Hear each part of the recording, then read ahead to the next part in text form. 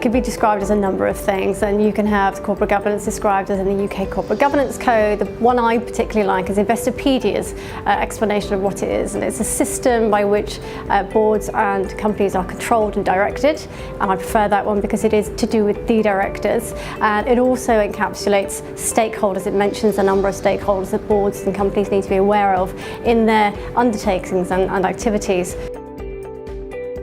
The benefits of good governance are plenty. We probably haven't got time to cover all of them here, but certainly the key ones from investors' perspectives, and certainly from mine as Managing Director of Gulfstream Governance Limited, is the ability to attract and retain investors, the ability to ensure that you're doing the right thing by stakeholders. Corporate social responsibility is a big theme at the moment, that's part of corporate governance. Risk control is a key one. You are obliged under UK law as a board, you're responsible for the risk control in your organisation, and corporate governance is part of that risk control. There are a whole other host of reasons, such as the ability to access capital. Good corporate governance and transparent ways of working have been proven to facilitate easier access to capital in the market, whether you're an AIM company or a FTSE company or even a small cap. These are all benefits that are undeniable and clearly demonstrable.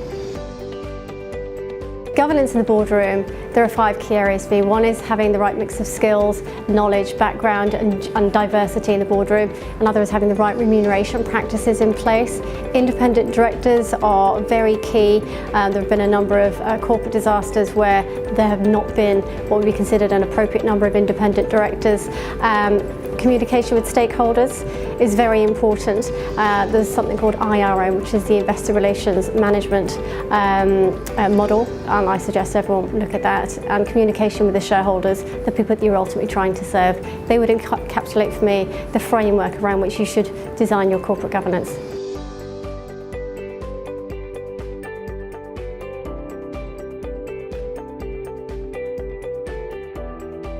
Organisations may have made a commitment to being ethical. They may have produced a code of conduct that says these are our values, this is what we stand for. If we don't see that reflected in a boardroom, then we have a problem right at the start. But turn it on its head, if we do see it reflected in the boardroom, then the chances are the organisation will slowly but surely get a reputation for ethical leadership.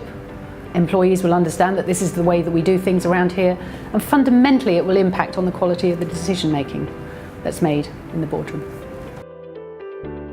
Organisations that demonstrate best practices. The organisations I tend to work in are those that may have tripped over and recognised the fact that they actually need to be looking at how they embed best practice.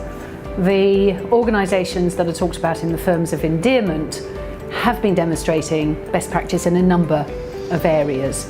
But what they do all openly admit is, of course, they're not perfect, but the process, the system, the rigour, the framework, the values, the sense of purpose and their leadership help them to withstand issues that arise either quickly or in the appropriate way, or usually both. So humble, self-effacing leaders was one. The fact that they would challenge industry dogma that related to whatever industry they might be. They wouldn't necessarily follow the crowd. They would be innovative and creative. They would understand critically what it was that they were good at, which relates also to Jim Collins' work about good to great, built to last, etc. And they would pursue that notion. They would be very disciplined and rigorous in the way that they applied systems and process. And they would have they do have a very clear set of values that, from leadership down to front of house or shop floor or in the offices, people understand that this is the way that we do things around here. How can boards identify what ethics means for them, I think, is a really critical question. If we think about 80% of the value of an organisation these days is around intangible assets, is 80% of the conversation that goes on in boardrooms around intangible assets, which could be employees' discretionary effort, it could be values, and so on and so on. So do they allow themselves the time to discuss the culture that is therefore driven by those aspects of an organisation? Do they allow themselves the conversation that says, okay, let's look at the quality of our decision making. Have we thought about the consequences of whether or not the consequences of our decisions in relation to a wide range of stakeholders? Or are we focusing all our conversations on, is this about investor or shareholder value? If we're heading into an arena of just investor and shareholder value, there's a whole chunk of stuff that's missing in the conversation. So it's not to say that those conversations aren't difficult and perhaps time consuming, but it's time that's well worth the conversation. So thinking about an organisation's purpose, what is that purpose? Is it a purpose that people can understand and people get enthused, motivated and encouraged by?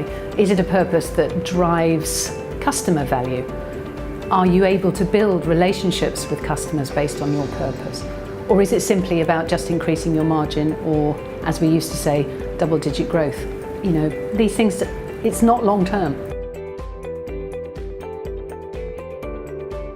There's no question that ethnicity, ethnic background, diversity of gender, and so on, creates a dynamic that fundamentally helps organisations to make better decisions. Because the world is not one-dimensional these days. It never really was. There was just a misguided belief that it was. And boards therefore need to have diversity around the table and so on in order to create the better decisions for themselves in the long term.